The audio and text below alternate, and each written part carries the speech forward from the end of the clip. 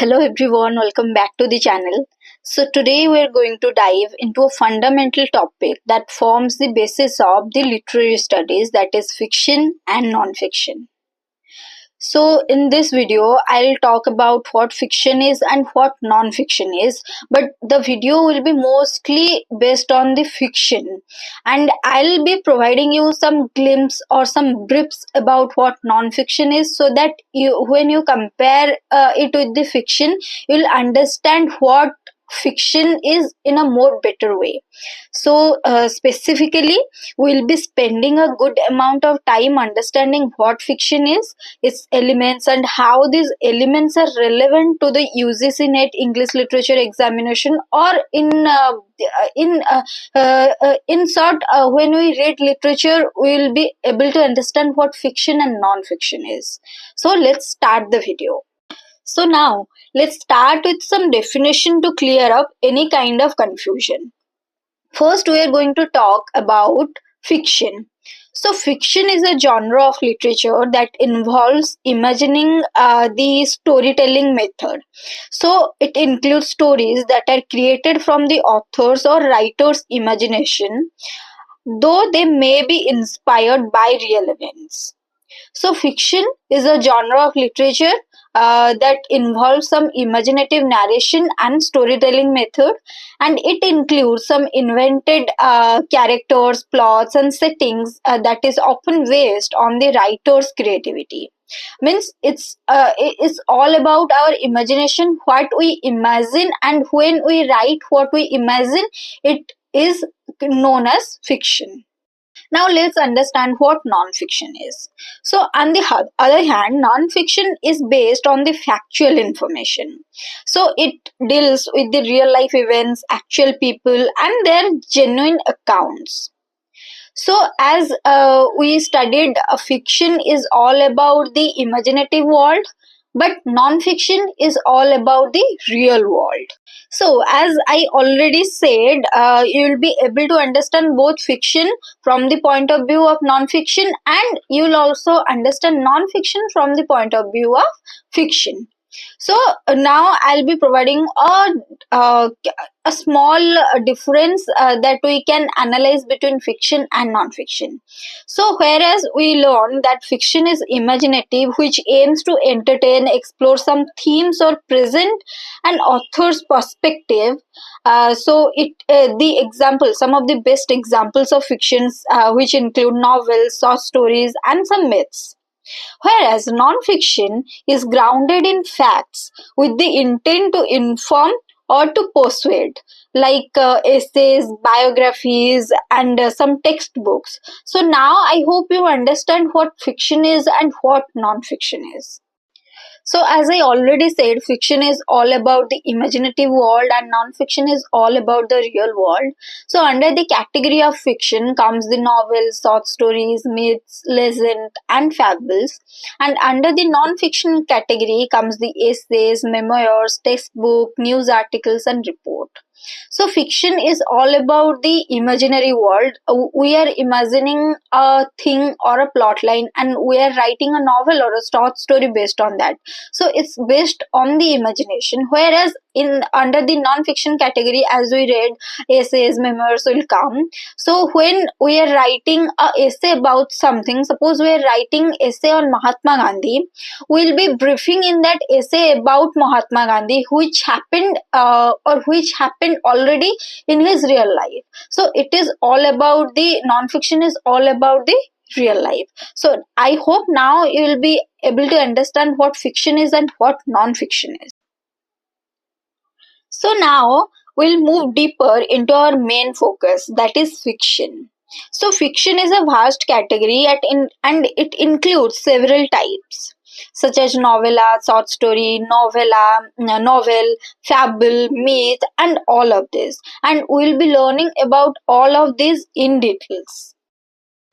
So now let's learn what novels is. So novels are the extended narratives which come often with a complex plot and which embedded with rich characters and some elaborated settings.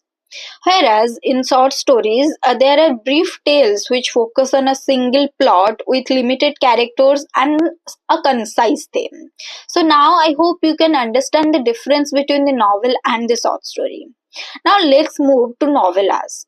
So novellas are the mid-length narratives, shorter than the novels but longer than the short stories. So novella comes under the category of fiction, and these are the mid-length narratives which were often shorter than the novels and longer than the short stories. So now I hope when you will be reading a work, you will be able to understand what a novel is, what a short story is, and what a novella is. Now let's move to myth and fables. So myth involves some traditional stories, often with gods or supernatural events, like when you read about the Garud Puran or the Shiv Mahatmya, we'll be able to understand that this is the mythology or this is the myth. And next comes the fables. So as compared to the myths, fables are the short tales which usually comes with animal characters to convey a moral lesson. So this is all about the types of fiction that we'll encounter as we'll further dive into our literature journey. I just hope that you can understand the type of fiction, and I hope it will be helping you all to analyze a text more effectively during your any kind of exam preparation. Now let's move to elements of fiction. There is always a structure present in anything. So now let's focus on the key elements of a fiction. So these elements are definitely crucial for our literary analysis, which is an important skill for any kind of examination, especially for our UGC net examination. So there are some elements of fiction which was plot, character, setting, style, language, symbolism, themes, and point of view. We'll be discussing more about all of these elements in detail. So let's move into the details of the elements of fiction. So the first one was the plot. So the plot is the backbone of any fictional work, and it's the sequence of events that make up the story. So what plot is? Plot is the sequence of events that makes up the story. So some of the key components that we find in plot, just like what comes after what, means it is the structure. What is the structure of plot? So first is the exposition. So the introduction, so the exposition, what is the exposition? So exposition is the introduction where we meet the characters and the setting, and from the exposition we can know about the characters, and we can know about on the basis of which setting the story is going to move forward. Next comes the rising action. So, what rising action is? So, the rising action is where the events leading to the story's climax. Now, let's learn what climax is. So, the climax is the peak of the story where the main conflict reaches its most intense point. Then, after climax falls the falling action. So, the falling action is the consequences of the climax. And in the last, the which we conclude at the conclusion. So resolution is the conclusion where all conflicts are resolved. So as per any kind of the examination, we should be familiar with the elements of the plot or the components of the plot. So what is the structure of the plot? First comes the exposition, where we will be introduced with the settings or the characters. Next comes the rising action, which leads to the which led by the events which led to the climax. And then after the rising action we reach to the climax, which becomes the turning point of the story, and it will be the most intense moment of the story. And after the climax we will be facing the falling action, which will be the consequences of the climax. And after that we will be facing the resolution, which is also known as the denouncement, which will be the conclusion of the story where conflicts will be resolved and the story will end. So this is all about the plot and its definition and some of the key components that constitute in the plot. So, whereas I said that plot is the backbone of the story, just like that, characters are the heart of any story. So there are the individuals who take part in the narrative action. Who characters are? So the individual who take part in story's action are known as the character. So just like some components of plot, there are some components of character or types of character. So suppose we are watching a movie, there will be some the main character, we say the main hero, the main heroine, the villain, and some side characters. And if there will be only a hero, only a heroine, and there will be no side character, or there will be no villain, then I'm sure nobody will be interested in the story or in the movie. So uh, uh, be it in a story or be it in a movie, uh, every character, as I already said, that character is the heart of the story or a movie. So every character holds some kind of importance, and today we are also going to learn about some of the characters, and we'll be learning according to their characteristics. We'll learn that who is the main character, who is the side character. So, first we have protagonist. So, protagonist is the main character or usually the hero, and the antagonist.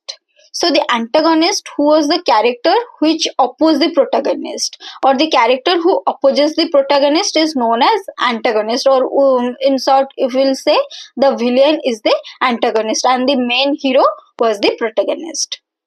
And now let's learn about the round and flat characters.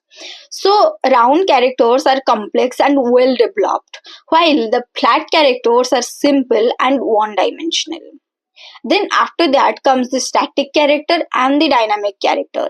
So, the static characters remain the same throughout the story without changing anything, while dynamic characters change or evolve as the story or movie progress.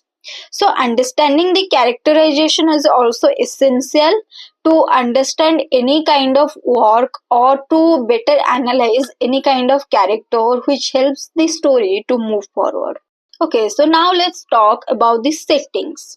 So, the setting encompasses the time and place of the story's events. It sets the mood and provide the context to the story. So, settings can be as important as characters, particularly in historical fiction or Gothic literature. So, always pay attention to how the setting affects the plot and the characters for better understanding of any kind of work. So, now let's move to another element of the fiction, that is themes. So, the themes is the underlying message or central idea of the story. So, themes can include love, power, betrayal, or human nature. So, as we learned that the theme is often conveyed through some symbols, motifs, and the development of the character. So, as of now, you all must be understand, or you all must be getting some kind of idea that every element is interlinked with the other element, and each element helps the other element to grow or to move the plot of the story forward. So, for any kind of examination, you should practice to identify the themes in classical works or contemporary works to note how the authors develop these ideas. So, you guys have often heard about the word point of view. So, now we'll be learning what point of view is. So, the perspective from which a story is told is called the point of view. So there are so many types of point of view. First is the first person point of view. Whereas how we'll be knowing that this is the first person point of view? The narrator is part of the story who uses the I or we. So that when there will be the use of I and we as the story moves forward, you'll know that the story is presented in the first person point of view. And next comes the third person point of view. So the narrator only knows the thoughts of one character, so that is called the third person point of view. which was limited. And again comes the third person omniscient point of view. So the narrator has access to all characters' thoughts. So this is the third person omniscient point of view. So we should know how to analyze the point of view to critically for understanding the reliability and the biases of the narrator as a common question, which definitely comes as we prepare for our MA examination, where we'll be facing the long question type of question or long questions. So definitely knowing about the point of view, characters, everything will help you to better understand or better answer the long type of questions in your MA or BA examinations. Now we'll understand why style and language is also known as one of the main element of this story. So the style and language includes the writer's choice of words, sentence structure, and the tone of the narrator. So literary techniques like symbolism, metaphor, irony, they often became a part of a writer's style. So this is the structure or the choice of words that the narrator uses to make the story more interesting. So in the exam, we can expect some questions that will ask us how to analyze the narrative style or to identify some specific stylistic device. So for that, we must know about the styles and language of the story. So we also have often heard about the word symbols. So symbols are objects, characters, or events that represent the deeper meanings beyond their literal sense. So we should always look for the recurring symbols and what they might imply about the theme. So we should always, while analyzing a text, we should always focus on the key symbols in some canonical text, like the green light in the Great Gatsby, or the albatross in the Rime of Ancient Manner, or what they symbolize and how they lead to the events that will unfold in the story, or how these symbols, character, they will help the story to move forward. So here I have provided some of the examples of the fictional works so that you will be better able to understand when you will read these works. You will better understand this whole concept of the video, or the what actual fiction is. So when we talk about the classics, we'll face the Pride and Prejudice by Jane Austen, Moby Dick by the Herman Melville, Great Expectation by Charles Dickens. So these are some classical fictional works that we'll encounter in our literature journey, and I suggest you all to read these works so that you will be better understand what fiction is, and you will know more about these fictional works. And these works are also very much important from the exam point of view, as so many questions are coming in every examination. So I hope you'll read all these works that I'll be suggesting under the word fiction. So now as we already talked about the classic, let's talk about some modern works. So Mrs. Dalloway by Virginia Woolf, who was our 19th or 20th century writer. The Great Gatsby by F. Scott Fitzgerald, and some postmodern works like The Slaughterhouse-Five by Crude Bognet, The Handmaid's Tale by Margaret Atwood, and some Indian fiction like The God of Small Things by Arundhati Roy, The Midnight Children by Salman Rushdie. So make sure you read all these works I suggested, and you can definitely, as you will delve further into the story, I'm sure you can identify the elements of fiction in this text for the exam. So the next question comes after understanding or after learning these many things. There will be a question we'll always face, that how as a student, how should we approach the fiction for any kind of examination? So first we have to focus on the literary analysis. So why we should focus on the literary analysis? Because it delves into the close reading and interpretation of the text. So we should always focus on the critical analysis, close reading, and some great depth interpretation to better analyze the work. Then comes the understanding movements. So study you also study how fiction reflects the literary movements like romanticism, realism, modernism, and postmodernism. By that, you'll be able to understand what fiction is and how that particular work comes under the particular movement, and this will help you to remember the story or to imagine a story, and it will make a place in your mind or heart, and it will be a great help for you when you will be revising for any kind of the examination. Next comes the key critics and the theories. So, always familiarize yourself with the significant literary theories like structuralism, Marxism, neo criticism, deconstruction, post structuralism, and critics who have actually contributed to analysis of the fiction. By that, you will be able to understand able to understand the better quality of the work, or the whole context of the work. And next, after that comes the UGC net past papers. How the UGC net past papers will help us to approach fiction in a better way. So when you will be reviewing the previous year UGC net questions, you should relate to fiction to understand the patterns and expectation that we'll be facing while attending any kind of questions. So this should be our approach to fiction. So that's it for today's lecture. Thank you all for being such attentive listeners today.